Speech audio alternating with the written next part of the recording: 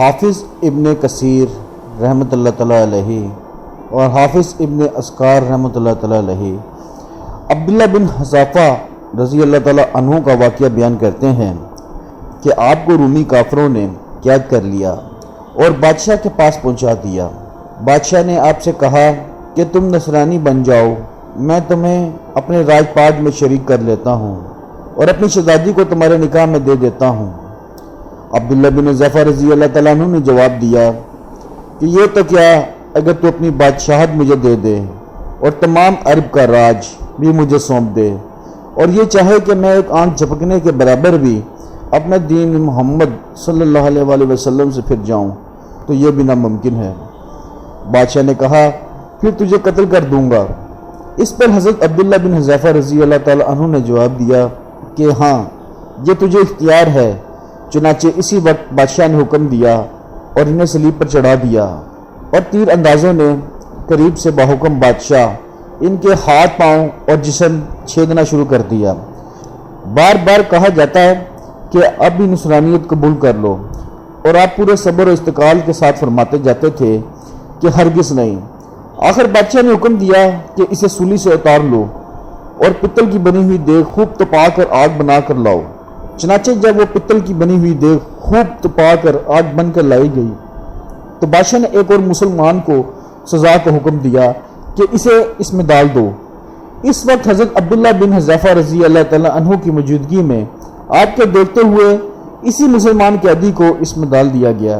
وہ مسلمان مسکین صحابی اس وقت چرمڑ ہو کر رہ گئے، گوشت پوست جل گیا، ہڈیاں چمکنے لگیں۔ پھر بادشاہ نے حضرت عبداللہ بن حذافہ رضی اللہ تعالیٰ عنہ سے کہا کہ دیکھو اب بھی وقت ہے، بات مان لو اور ہمارا مذہب قبول کر لو، ورنہ اس آگ کی دیگ میں اسی طرح تمہیں بھی ڈال کر جلا دیا جائے گا۔ آپ نے پھر بھی اپنے ایمان جوش سے کام لے کر فرمایا کہ ناممکن ہے کہ میں اللہ کے دین کو چھوڑ دوں۔ اس وقت بادشاہ نے حکم دیا کہ انہیں چرخی پر چڑھا کر اس میں ڈال دو۔ جب یہ اس آگ کی دیگ میں ڈالے جانے کے لیے چرخی پہ اٹھائے گئے تو بادشاہ نے دیکھا کہ ان کی آنکھوں سے آنسو نکل رہے ہیں۔ اس وقت بادشاہ نے حکم دیا کہ فوراً رک جاؤ اور انہیں میرے پاس لے آؤ، اس لیے کہ اب اس سے یہ امید بن گئی تھی کہ شاید عذاب کو دیکھ کر ان کے خیالات بدل گئے ہوں۔ اب یہ میری بات مان لے گا اور میرے مذہب کو قبول کر لے گا اور میری دمادی میں آ کر میری سلطنت کا ساجی بن جائے گا۔ لیکن بادشاہ کی یہ تمنا بے سود نکلی۔ حضرت عبداللہ بن حذافہ رضی اللہ تعالیٰ عنہ نے فرمایا کہ میں صرف اس وجہ سے رویا تھا کہ آج ایک ہی جان ہے جسے اللہ کی راہ میں اس عذاب کے ساتھ قربان کر رہا ہوں۔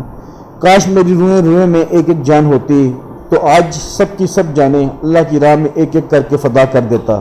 بعض روایات میں ہے کہ آپ کو قید خانے میں رکھا اور کھانا پینا بند کر دیا۔ کئی دن کے بعد شراب اور خنزیر کا گوشت بھیجا، لیکن آپ نے اس بھوک پر بھی اس کی طرح توجہ تک نہ فرمائی۔ بادشاہ نے آپ کو بلا بھیجا اور اسے نہ کھانے کا سبب دریافت کیا تو آپ نے جواب دیا کہ اس حالت میں میرے لیے جائز تو ہو گیا ہے، لیکن میں تجھ جیسے دشمن کو اپنے بارے میں خوش ہونے کا موقع نہیں دینا چاہتا۔ اب بادشاہ نے کہا کہ اچھا، تم میرے سر کا بوسہ لے لو، میں تمہیں اور تمہارے ساتھ کے تمام قیدیوں کو رہا کر دیتا ہوں۔ آپ نے اسے قبول فرما لیا اور اس کے سر کا بوسہ لے لیا، اور بادشاہ نے بھی اپنا وعدہ پورا کیا اور آپ کے ساتھیوں کو چھوڑ دیا۔